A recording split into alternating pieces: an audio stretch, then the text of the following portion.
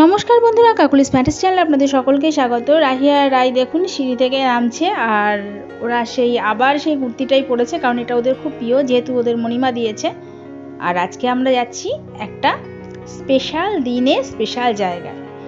একটা স্পেশাল দিন বলবো না, স্পেশাল দিন হচ্ছে দুটো। একটা হচ্ছে রুমিতার আইবুড়ো ভাত, আর একটা হচ্ছে রাহি রাইয়ের মায়ের জন্মদিন, মানে আমার জন্মদিন আর কি। তো সেই কারণে আমরা আবার সেই অলফিশ রেস্টুরেন্টে যাব। আর এটা যাওয়ার একটাই কারণ, সেটা হচ্ছে গিয়ে আমরা যে কোনো শুভ অনুষ্ঠানে মাছটাই বেশি পছন্দ করি, কারণ শুভ কাজে সবাই বলে মাছটা খুব শুভ, তাই মাছটা দিয়েই শুরু করি। আর এই রুমিতা চলে এসেছে, তো রুমিতা এসছে, আর এরপরে আসবে সুরাজ। সুরাজ হচ্ছে রুমিতার আর কি যার সাথে বিয়ে হবে, তো উড বি হাজব্যান্ড যাকে বলে আর কি। তো এই আমি একটা কুর্তি পরেছি, আর রুমিতাকে কি মিষ্টি লাগছে, কালারটাও খুব সুন্দর কুর্তির। এই আমরা গাড়িতে বসে গেছি, তো গাড়ি চলছে। আর আমার রাহি হচ্ছে রুমিতার কোলে, আর রাই পাশে দাঁড়িয়ে আছে। আর সামনের সিটে রয়েছে রাহির বাবা, যেহেতু গাড়ি ড্রাইভ করছে, আর পাশে রয়েছে সুরাজ। তো আমরা অলফিশ রেস্টুরেন্টের দিকে যাচ্ছি। এই রেস্টুরেন্টে চলে এলাম, দেখুন রেস্টুরেন্টের বাইরে কি সুন্দর। এর আগেও দেখেছিলাম, আর দিনের বেলা খুব ভালো লাগে। এই হচ্ছে সুরাজ, তো দেখাচ্ছি এই রুমিতার উডবি হাজবেন্ড। আর এই হচ্ছে আমার রাইকে কোলে নিয়ে হাত ধরে চলছে, আর রাহি চলছে পেছন পেছন, ওর বাবার সাথে যাবে। আর তার সবার পেছনে রয়েছি আমি সবার ভিডিও করতে করতে আর কি যাচ্ছি। তো যাই দেখি, আজকে এদের অলফিশ রেস্টুরেন্টে প্রথম খাওয়াচ্ছি আইবুড়ো ভাতটা, দেখা যাক এদের কেমন লাগে। আর যদি এটা প্রথম আইবুড়ো ভাত না হতো, তাহলে হয়তো বিরিয়ানি বা কিছু খাওয়াতাম, যেহেতু ফার্স্ট আইবুড়ো ভাত, সুতরাং মাছ থেকেই শুরু হয়ে যাক, মাছটা যেহেতু শুভ। আর আমারও ভালো লাগে, বেশ মাছ খেতে পছন্দ না করলে ওটা ভালো লাগে। এবার রেস্টুরেন্টে গিয়ে বসেছি, একটা সাইডে আমরা বসেছি, আর একটা সাইডে রুমিতারা বসেছে। তো যাই হোক, পরে ব্লগে দেখাবো কি কি খাওয়া হলো। তো আমি ফেরার পথে একটা কেক নিলাম, আমি আর রুমিতা কেকের দোকানে ঢুকেছিলাম, যেহেতু আমার জন্মদিন, তো একটা ছোট করে কেক নিয়ে যেতে বলেছে আমার শ্বশুরমশাই, সেই কারণে। তো এই চলে এসেছে এই বড় কেকটা, এটা হচ্ছে আমার। এই যে দেখুন কেকটা নিয়ে আসা হয়েছে, দেখুন মিয়াও মোড়ে থেকে। তো এই ওপরের কেকটা খুলছি, দেখুন ভেতরটা। এখানে টোটাল 6টা চেরি দেওয়া আছে, আর কেকটা সত্যি খুব সুন্দর দেখতে সুন্দর বলেই কেকটা আরও নেওয়া হয়েছে, চোখে লেগে গেল প্রথম দেখাতেই, সেই কারণে আরও দুটো নিয়েছি। এই দুটো হচ্ছে আমার মনাদের কেক, আমি কেক কাটার আগে ওরা কেক খেতে চায়, সেই কারণে ওদের জন্য এই দুটো কেক নিয়ে এসেছি। দেখুন নিয়ে আসতে কি অবস্থা, বিছানার চাদরটাকে পুরো সরিয়ে সেই একেবারে টেনে হিঁচড়ে যাকে বলে উঠে এবার কেকটাকে খাবে। আমি বললাম কেক যখন খাবে তাহলে নিচে নিয়ে যাও, নিচে বসে কেক খাও।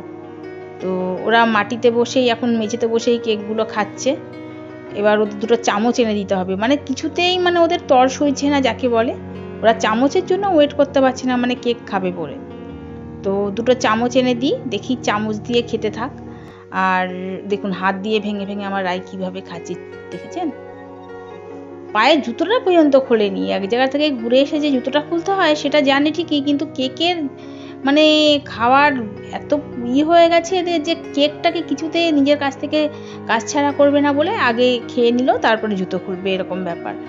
আর এই জামাগুলো পরলে সত্যি খুব ভালো লাগে ওদের। এই জামাগুলো যেহেতু মণিমা দিয়েছে, তো আমি ভেবেছিলাম তুলে রেখে পুজোর সময় পরাবো, কিন্তু পুজোর আগেই দেখলাম এত জামা হয়ে গেছে, সেগুলো পুজোতে পুরো পরিয়ে শেষ করতে পারবো না, আরও হবে জামা, সেই কারণে পরিয়ে দিলাম জামাটা। আরও কতগুলো আছে সেগুলো আস্তে আস্তে পরিয়ে ফেলতে হবে। আমার রাহিকে একটু ভালো করে দেখাচ্ছি, দাঁড়ান। দেখুন মুখের কি অবস্থা, শুধু দেখুন মুখের চারিদিকে ক্রিম লেগে রয়েছে, দেখেছেন? তো এই হচ্ছে সন্ধেবেলার ভিডিওটা। সন্ধেবেলায় কেক কাটার কথা বলছিল, তো বলেছিল যে মোমবাতি ধরানোর জন্য, তো আমি বললাম দরকার নেই, কেকটা জাস্ট কাটতে হয় তাই কাটি, মোমবাতি ধরানোর কোনো প্রয়োজন নেই। তো এই কেকটাকে এবার খুলবো। দেখুন দুইজনে মিলে আমার কোলে এসে বসে আছে, তার মধ্যে আমার ভূতো সামনে, বুঝতে পারছেন যে আমার কি অবস্থা, 3টে সন্তান নিয়ে কি অবস্থা যাচ্ছে আমার। কেকটাকে আগে খুলে নিই, দেখুন খুলতে দেবে তার আগে হাত দিয়ে সেই চেরিগুলো তোলার চেষ্টা করছে দুই বোন মিলে।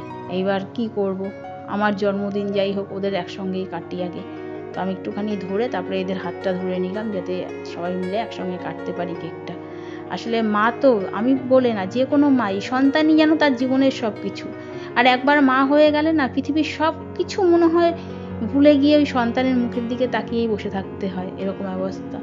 তো এখন না আমার নিজের জন্য কিচ্ছু করতে ইচ্ছা করে না, কিচ্ছু কিনতে ইচ্ছা করে না। কিছু কিনতে গেলেই মনে হয় না বাবা আমার মনাদের জন্য কিনি, আমার মনারা এখনও ছোট।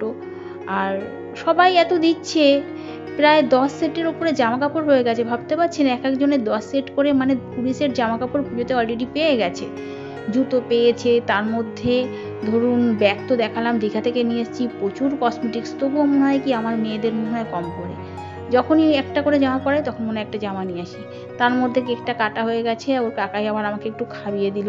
আজকে ওর কাকাই আর অফিস যায়নি, তো হয়তো আমার জন্মদিনের উপলক্ষেই যায়নি, বা জানি না কী কারণে যায়নি, ও বাড়ি বসে অফিস করবে।